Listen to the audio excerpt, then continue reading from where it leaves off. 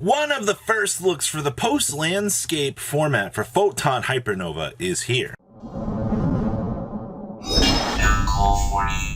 Alright, to the 34% of you that have not smashed the yet-loving crap out of that subscribe button, smash it so we can climb up, well, the 110,000 ladder here. So, Grim YGO here brought us a 86-man tournament for Photon Hypernova. Now, the reason why I want to talk about this is the set officially is just kind of dropped. You know, we basically have had weekend one thoughts here to kind of circulate, but Kashtira was the highest represented deck for this tournament. When we kind of look through here and talk about these top decks, you're going to get the chance to kind of see where things are heading for this. So it is a very, very nice, you know, breath of fresh air to see that, you know, something enters into the arena here that challenges Kashtira and its terrible reign that it has been for so long. So very good stuff. Now, we also had Tearlaments as a 2-of representation here, which I am fine with. We need to let this deck needs to run its course with the new support, which I'm fine with getting the chance to see how this deck will shape up here and what we're kind of expecting for, you know, how this deck will handle Kashtira. It's also going to come down to how many players will be able to pick up Kashtira. Can Kashtira, you know, win the dice roll? How will, you know, Tier adopt towards being able to play against, you know, Kashtira? And then, of course, we have the interesting third dynamic over here, which is Sprite. Sprite entering back into the arena here, kind of showcasing more of an equalized, you know, triangle format here with no Flonderies to be seen. But Robbie, Flonderies is a top tier deck. Only at YCS's.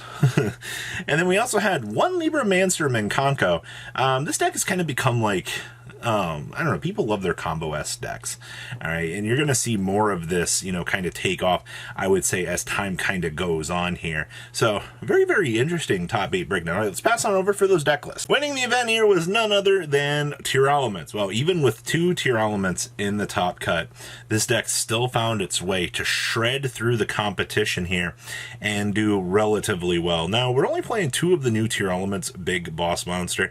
I mean, you still have triple copies of Paralineo to search for it anyway, so it's just, you don't have to kind of rely on Wraithsloth in order to kind of get you there. I see that we have actually cut down on the inclusion of Scream down to 1. We're being decking 43 cards, which is kind of interesting. I see Kurikara is getting some side play down here as well, and then there is the Book of Lunar Eclipses showing up to do their job. I see that we're also side decking Ghost Reaper and Winter Cherries, because that matchup is not fun. Trust me when I say this.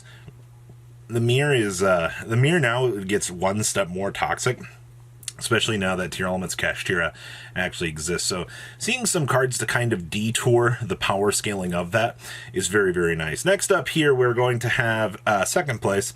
This is going to be Kashtira that's a lot more designed to be anti-meta. Now, straight off the bat, you're going to notice that there are Lava Golems in here, and we are main decking Book of Eclipses.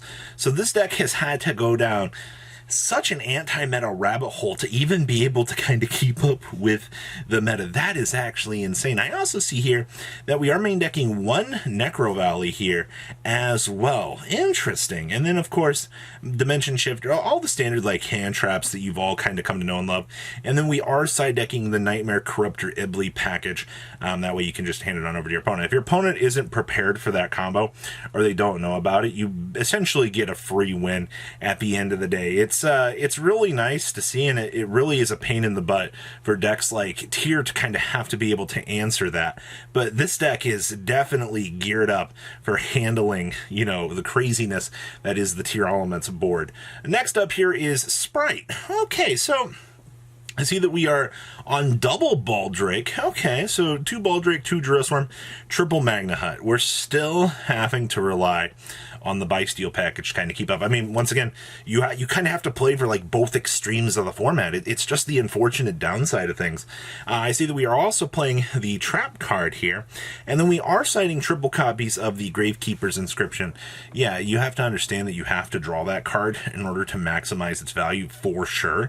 But, you know, Sprite player going first, seeing that card, doing full Sprite combo, Tier isn't going to be able to break through an entire, you know, board that's been established and you just get OTK'd through, you know, the crazy power that is this deck. So it just definitely, it has a good spot in here to actually work itself out. So you like to see that. Outside of that, I mean, you definitely are seeing your side deck trends really shine here. So good stuff with this.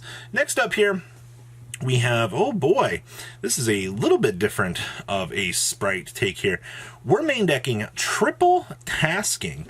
Okay, so tasking is the new amazing super spell card that blows your... it's all right. It's talents and searches for talents, I feel like. And I see that we are playing one Lebellion in here. Okay, that's kind of cute. And then we're playing Dupe Frog and the Wind Up Kitty Cat here. I see that we are signing the trap card for our good friends over at the Sprite Dome, so you can, you know, shenanigans on up, and you have the extra buy steals. Man, Baldrake definitely showing its worth here as the massive monster that it is, especially when you have, you know, Magna Huts and Druis Worms to kind of back it up. As long as you are able to see multiples of these cards, you are going to blow your opponent out. Who knew that interruption-like effects on buy steals in larger numbers would be an issue? Huh. Well, interesting enough, to say the least. Next up here, we have another Kashtira deck. All right. So in terms of your tech slots here, this one is doing the Storm Winds. I love the fact that Storm Winds is one of those cards that you just can Arsenal Falcon on out, have your opponent stare at it and go, oh, I can't out that. It's still a problem even here. Now I see that we're main decking triple enemy controller and triple Book of Eclipse. So a lot of people were definitely having outs here for a lot of stuff. And then once again down there in that side deck, you see the fact that we are playing the amazing Gravekeeper's spell card. Ah, man, so good. I'll see that this is playing double Donner. Yeah, that's actually kind of cool. I've seen some one-ofs here. It definitely works out. You know, with all this dedication, you may as well put the Goliath in and, you know, try to get the cheese or Rise Heart that can at least protect itself at the end of the day. Maximum cheese is always going to be absolutely worth it at the end of the day. Next up here, we have another Kashtira deck. All right, so this one is playing triple tasking with double talents. Okay, that's fine. I don't see an issue with that. As long as you have cards that can bait your opponent's effects, that's fine. And once again, there's the triple Book of Eclipse. Man, this deck is definitely just gearing up to kind of pull through all of those back row. Good stuff. And of course, we're citing Dimensional Fissure. I mean, here's the thing. You have access to a Dimensional Fissure at any stage in the game, you know, as long as you can, you know, get it up and running on the field, which is not a problem. And then, of course, what else do we have here? There's not a lot else about this list.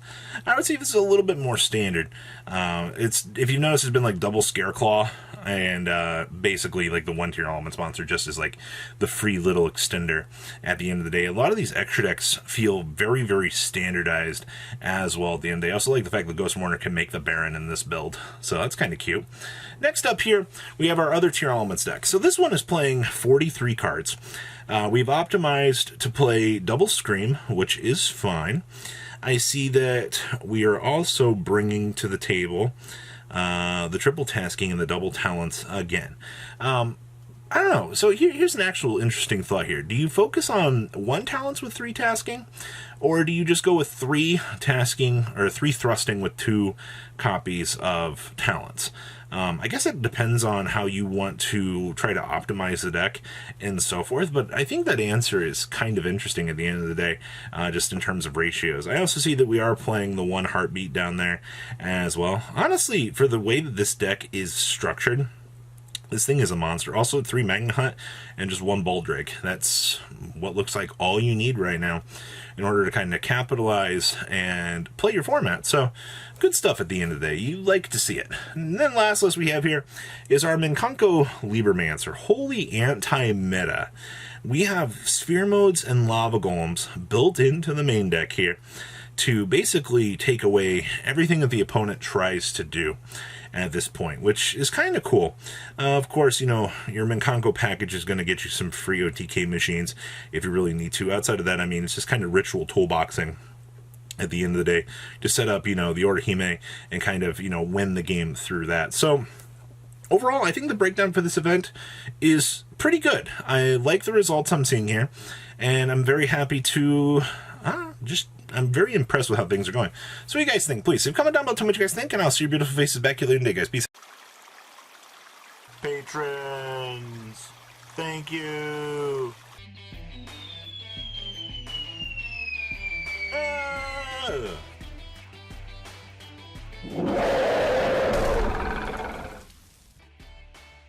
Thank you so much for watching. Check out these other videos.